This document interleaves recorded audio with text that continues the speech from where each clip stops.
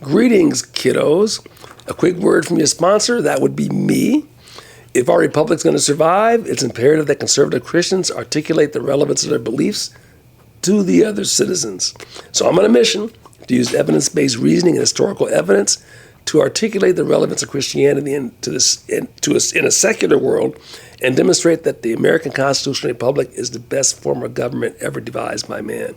So, to that end, we released an article on Substack Monday, Wednesday, and Saturday. The article is written and they're in podcast form for your convenience. So click on the link below to get these articles for free. Your subscribing is really helpful to the cause.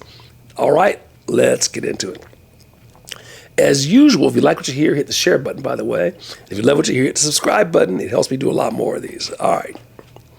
So, if you go to Webster's, you will find a very lengthy description of the three different forms of economic systems: capitalism, socialism, and communism.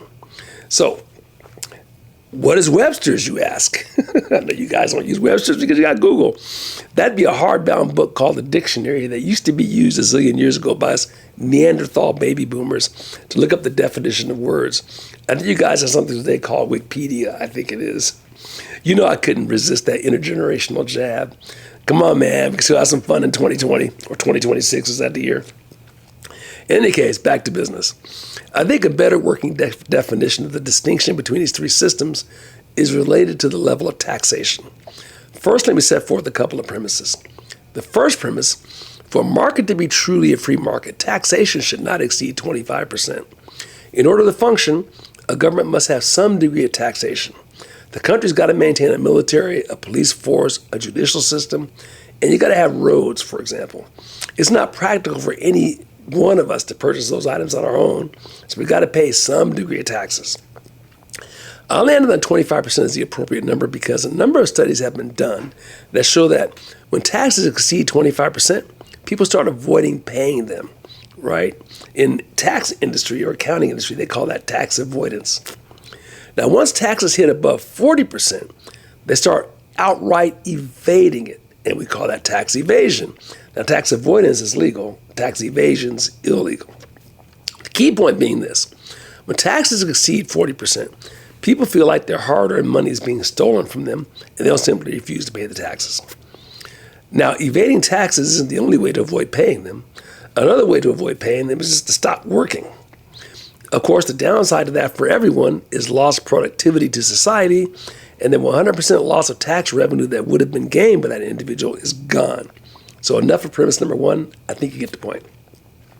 The second premise: when taxes exceed 40%, you've entered the land of socialism. At 40%, tax evasion begins in terms of both cheating and in terms of refusing to work. Interestingly, total taxes received by the government starts to diminish. In other words, because people begin to evade work and not work at all, for every percentage point that taxes exceed some number, tax revenue received by the government starts to go down. Now, if I recall from my school days, that rate is around 50%. It might be a lot less than that, but it's early in the morning and I'm too lazy to do the research. You guys have computers, you can look it up, but that's basically somewhere in there, 40 to 50%. People just stop paying them. When taxes exceed 60%, now I'm on to premise number three, you've entered the land of near communism. You are literally working for the government for 7 months a year. Slavery is 100% taxation. Slaves got to keep nothing that they earned. The only difference between slavery and communism is that in old school slavery, the worker was a piece of capital equipment. Since capital equipment has monetary value, the owners didn't destroy their assets. In other words, they didn't kill their slaves because that'd be like killing a piece of their property. Under communism, the government owns the people. If the government owns you, no one owns you. Therefore, you have no market value to anyone. Hence, there's no cost to killing the worker. And historically, that's exactly what happens in countries that go all in for communism. In the last century, somewhere between 100 to 200 million lives were destroyed in communist countries. This, guys, is not theory. That's historical fact. It's been tried before hundreds of times with the same exact result. And I find it interesting that when slavery was practiced in capitalist countries, killing of slaves was really rare, Why, you ask? Because it was not in the self-interest of the owner to destroy a piece of his own capital equipment, which is what a slave was. The owner would do everything possible to employ that capital. Now that's immoral and brutal, I know, but I think you see the point that I'm making. Under communism, no such incentive exists. Under communism, the human being is a property of the state. Since everyone owns you, no one owns you. As a result, the individual human life has no capital value at all and is completely expendable. That ain't theory. Over 200 million human beings were slaughtered in the last century, proving that theory. It's important to understand that when Karl Marx invented the concept of communism, he also thought that socialism would be the best route to get citizens to accept communism. People generally don't like the idea of being enslaved, so you'll notice how the left avoids words like communism. The substitute for that word is socialism. It's softer and easier to swallow. But note that government never gets smaller. It only gets bigger. Once you implement a government program, that government program will grow and demand more taxes.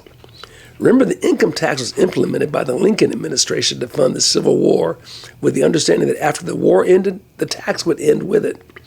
If I recall, the rate was 1%.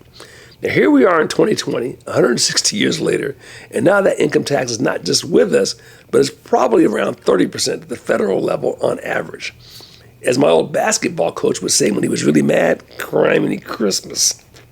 The objective of those at the top of the progressive food chain is over time morph from socialism to communism, or at least a situation where taxes approach 100%. At that point, we're all slaves. And more to the point, worse off than black slaves from the Old South. Those slaves had economic value and therefore were not killed unless there was an important reason to do so, like causing an insurrection among other slaves. Think Nat Turner. Oh, I forgot, we haven't covered the Nat Turner revolt. Great, I have an idea for a future rant, but I digress. Slaves under communism had zero economic value. Additionally, communism violates Lord Acton's dictum regarding power.